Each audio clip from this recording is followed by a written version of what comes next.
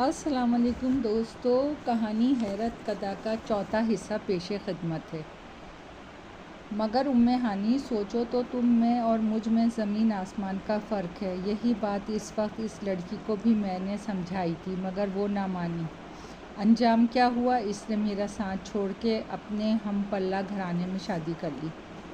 میں نے اسے سمجھانا چاہا مگر وہ ضدی لڑکی نہ مانی۔ شامیر، جس طرح ایک ہاتھ کی 5 انگلیاں برابر نہیں ہوتی، اسی طرح ہر انسان ایک جیسا نہیں ہوتا۔ اب بھی اگر تمہارا جواب اسباب میں نہیں تو میں چلی جاتی ہوں۔ میں یہ نہیں کہتی کہ تمہارے انکار پر میں خودکشی کر لوں گی، مگر یقین جانو تمہارے بنا میری زندگی ادھوری ہے اور میرے ہونٹوں پر مسکراہٹ کبھی نہیں آئے گی، جس کے ذمہ دار صرف تم ہوگے۔ یہ کہہ کر وہ آنکھوں میں آنسو لیے جانے کے لیے مڑی ہی تھی کہ میں نے اس کا دایاں ہاتھ پکڑ لیا۔ ہانی، میرا جواب بھی تو سنتی جاؤ۔ تم ہر وقت مسکراتی رہو گی، مگر سوچ لو میں ایک عام سا انسان ہوں جو تمہیں ہر آسائش زندگی نہیں دے سکتا، نہ ہی محل جیسے گھر میں رکھ سکتا ہوں۔ بس چھوٹا سا گھر ہوگا۔ میری آنکھوں میں خواب اتر آئے تھے، مگر میری ایک شرط ہے کہ ہماری شادی تمہارے بھائی کی رضامندی سے ہوگی۔ اگر خوشی سے نہ مانے تو تم ضد نہیں کرو گی۔ مجھے ہانی پسند تھی۔ اس جیسی حسین و جمیل لڑکی، باحیا لڑکی کو ٹھکرانا کفران نعمت تھا، مگر میں خود کو اس کے لائق نہیں سمجھ رہا تھا۔ میں نے یہ شرط بھی اسی وجہ سے رکھی تھی۔ میں چاہتا ہوں کہ عظیم خان اس بات کو نہیں مانے گا۔ کہاں ہانی اور اعظم خان جیسے بزنس مین کی بہن، اور کہاں شامیر جو اس وقت معمولی ٹیکسی ڈرائیور تھا۔ تھینک یو شامیر، وہ خوشی سے کھل اٹھی۔ دوسرے روز جب وہ کھلے ہوئے چہرے کے ساتھ آ دھمکی تو مجھے حیرت کا جھٹکا سا لگا۔ میرا تو خیال تھا کہ اس کا بھائی انکار کر دے گا اور اب وہ مجھے دوبارہ ملنے بھی نہیں آئے گی۔ مبارک ہو شامیر، بھائی جان مان گئے ہیں۔ کیا؟ میرا منہ حیرت سے کھلا کا کھلا رہ گیا۔ دراصل میں نے انا بی سے بات کی تھی، انہوں نے بھائی سے کی۔ بھائی نے تمہیں کل آفس بلایا ہے۔ وہ بہت خوش تھی، مگر میں اعظم خان کا سامنا کیسے کروں گا؟ میں پریشان ہو گیا۔ ارے پاگل، وہ کوئی ڈراکولا نہیں ہے کہ تمہارا خون پی جائیں گے۔ بس تم تیار رہنا، میں کل تمہیں خود لینے آؤں گی۔ وہ ہوا کے جھونکے کی طرح آئی اور چلی گئی۔ دوسرے روز وہ صبح 10-11 بجے آ دھمکی اور کسی سخت مزاج بیوی کی طرح مجھے تیار ہونے کا حکم دیا۔ اس دوران وہ مجھے ہدایت دیتی رہی کہ اس طرح کے کپڑے پہنو۔ اعظم خان کے آفس پہنچنے تک وہ مجھے سمجھاتی رہی کہ مجھے بھائی سے کس طرح بات کرنی ہے اور کیا کہنا ہے۔ میں احمقوں کی طرح سر ہلاتا رہا۔ وہ مجھے آفس کے باہر چھوڑ کے چلی گئی۔ میں دل ہی دل میں ڈرتا ہوا اعظم خان کے شاندار آفس میں داخل ہوا۔ شامیر، تم؟ اس کے لہجے میں بے یقینی اور آنکھوں میں حیرت کے تاثرات تھے۔ اب مجھے انتظار تھا کہ کب وہ مجھے ذلیل کر کے آفس سے باہر نکالے گا، مگر یہ میری غلط فہمی تھی۔ وہ دیگر دولت مند افراد کی طرح مغرور اور گھمنڈی نہیں تھا۔ اس نے آگے بڑھ کر مجھے گلے سے لگا لیا۔ شامیر، مجھے اپنی بہن کے انتخاب پر فخر ہے۔ مجھے تمہارے بارے میں کچھ نہیں بتایا گیا تھا، بس انا بی نے حکم دیا کہ ہانی نے پسند کا اظہار کیا ہے۔ لڑکا شریف و خوددار ہے اور مڈل کلاس فیملی سے تعلق رکھتا ہے، لہٰذا میں آفس میں اس شخص سے ملوں گا کہ وہ ہانی کے لائق ہے بھی کہ نہیں۔ اعظم خان نے مجھے اتنی عزت دی کہ مجھے خود پہ رشک آنے لگا۔ اس نے آفس میں مجھے چائے پلوائی اور دوسرے روز گھر آنے کو کہا کہ انا بی مجھے دیکھ لیں۔ دوسرے روز میں ان کے گھر گیا۔ ان کی انا بی بہت سیدھی سادی اور مخلص خاتون تھی۔ انہوں نے آگے بڑھ کے میری پیشانی چومی۔ اعظم خان کی اہلیہ میکے گئی ہوئی تھی، اس لیے اس سے ملاقات نہ ہو سکی۔ انا بی کریت کے مجھ سے سوالات کرتی رہیں اور بالآخر مجھے اوکے کر دیا۔ معاملات تیزی سے طے پائے۔ شادی کی تاریخ مہینے بعد کی طے کر دی گئی۔ اعظم خان نے کڑی شرط یہ رکھی کہ میں شادی کے بعد ہانی کے ساتھ اس محل نما گھر میں رہوں گا اور بجائے ٹیکسی چلانے کے بزنس میں اس کا ہاتھ بٹاؤں گا۔ اور یہ کہ اب شادی سے پہلے ہانی مجھ سے نہیں ملے گی۔ اس کی ان شرائط پہ میں پریشان سا ہو گیا، مگر ہانی کے کہنے پہ مان گیا۔ اس کا کہنا تھا کہ اس میں حج بھی کیا ہے، اور پھر اب میرا اس بھری دنیا میں تھا بھی کون۔ بابا کے بعد ماں اور بہن بھی چل بسی تھی۔ شادی سے 3-4 دن پہلے اعظم خان نے مجھے بلوایا۔ اس کا کہنا تھا کہ اس کی بیوی مجھے دیکھنا چاہتی ہے۔ میں دوپہر کے قریب ان کے گھر پہنچا۔ ملازم نے مجھے ڈرائنگ روم میں بٹھایا۔ کچھ دیر بعد اعظم خان اپنی اہلیہ اور نبی کے ساتھ ڈرائنگ روم میں داخل ہوا تو میں حیرت سے اچھل پڑا۔ مجھے اپنی آنکھوں پہ یقین ہی نہیں آیا کہ ایسا بھی ہو سکتا ہے۔ مجھے کمرے سمیت وہاں موجود ہر شے چکراتی ہوئی محسوس ہو رہی تھی۔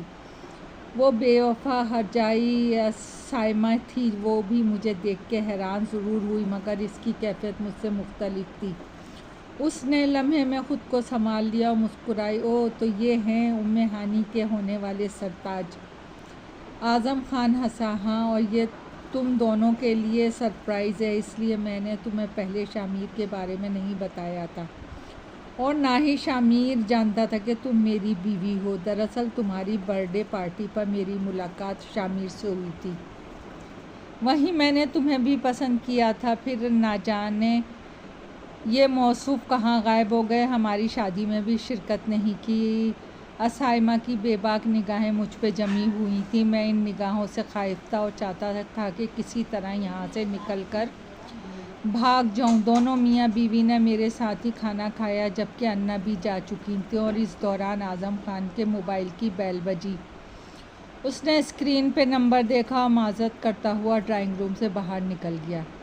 شاید کوئی پرسنل کال تھی۔ اس کے جاتے ہی سائمہ اٹھی اور صوفے پہ میرے قریب بیٹھنے لگی۔ یہ کیا حرکت ہے؟ وہیں بیٹھو اعظم خان بھائی آ گئے تو کیا سوچیں گے؟ میں اس کی اس غیر متوقع حرکت پہ سٹپٹا گیا۔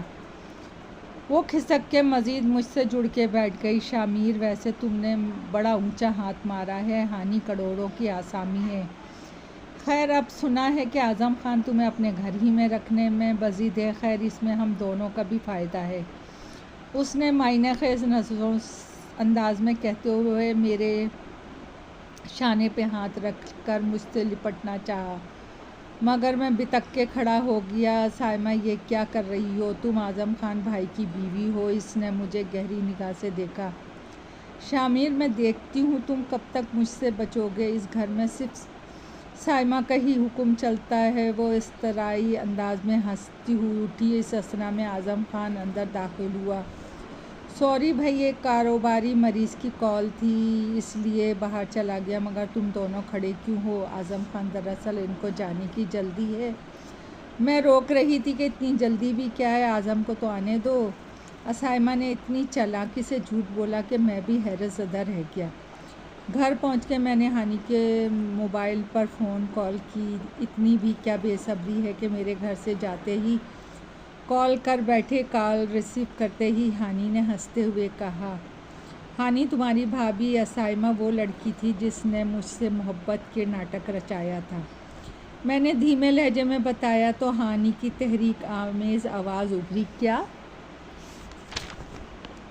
تب میں نے اسے سائمہ کے موجودہ رویے کے بارے میں بتاتے ہوئے خدشہ ظاہر کیا کہ شادی کے بعد ہمارا اعظم خان کے ساتھ رہنا کسی طوفان کا پیش خیمہ ثابت نہ ہو۔ ہانی نے مجھے تسلی دی کہ وہ کسی نہ کسی بہانے بھائی کو قائل کر دے گی کہ ہمارا الگ ہی رہنا مناسب ہے، مگر مجھے یقین تھا کہ اعظم خان نہیں مانے گا۔ وہ ہانی سے بہت پیار کرتا تھا، اور ہوا بھی یہی۔ مسئلہ یہ تھا کہ اعظم خان کو اصل بات سے آگاہ نہیں کر سکتے تھے۔ اندیشہ تھا کہ سائمہ جیسی مکار الٹا مجھے ہی کسی مصیبت میں پھنسا دیتی۔ آخری شب و وصال کی وہ گھڑی آ ہی گئی جس کا مجھے اور ہانی کو شدت سے انتظار تھا۔ شہر کے مہنگے ترین میرج ہال سے بارات اعظم خان کے گھر آئی۔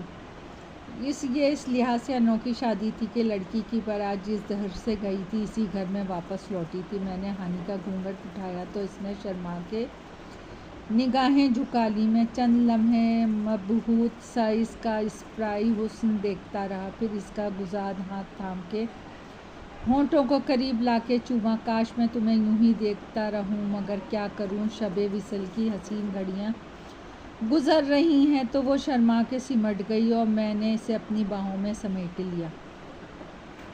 वो रात मेरी ज़िंदगी की हसीन तरीन रात थी। हमें आज़म खान हनीमून के लिए स्विट्ज़रलैंड भेजना चाहता था, मगर हमने मरी कागान और झील सैफुल मुल्क में एक दूसरे के संग 15-20 रोज़ गुजारे। फिर आज़म खान के कहने पे इसके ऑफिस जाने लगा। इस रोज़ मैं ऑफिस में था कि घर के PTCL पर से कॉल आई। ये खिलाफ मामूल बात थी। उम्मे हानी ऑफिस में मुझे कभी कॉल नहीं करती थी और बिलगर्ज अगर कर भी लेती तो अपने सेल फ़ोन से करती थी। मैंने धड़कते हुए दिल से कॉल रिसीव की। दूसरी तरफ अमाइमा की घबराई हुई आवाज़ सुनाई दी, शामिर जल्दी घर पहुंचो, ना जाने हानी को अचानक क्या हो गया है, वो अचानक बेहोश हो गई है।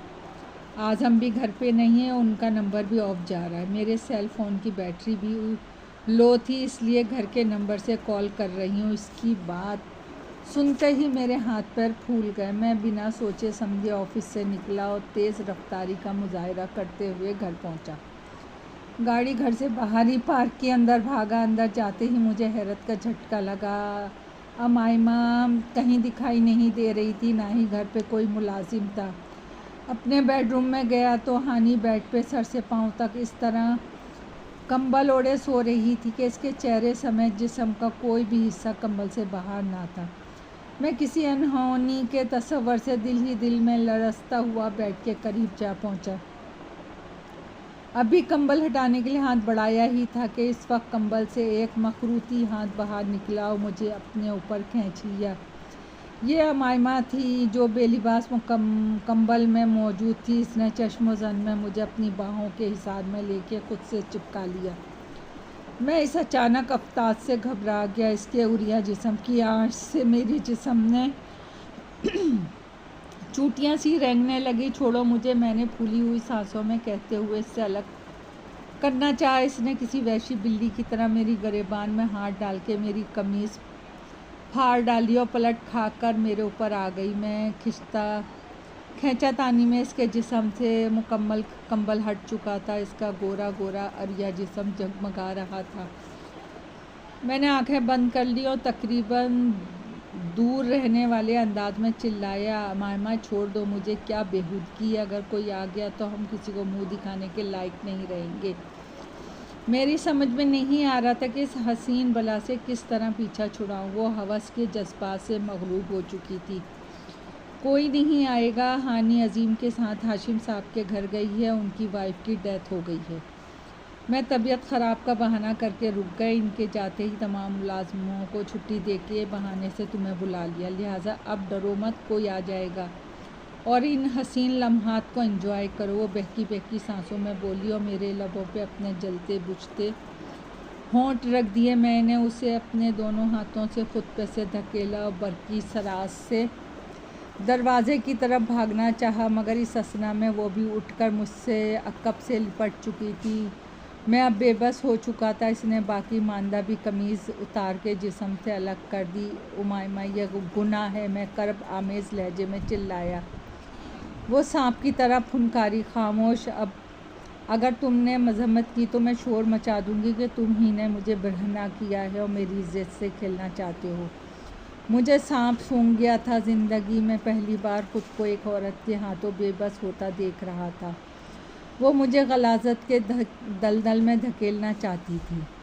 दोस्तों, कहानी अभी जारी है। पसंद आए तो लाइक और सब्सक्राइब कीजिएगा। आपकी दुआओं की तलबगार।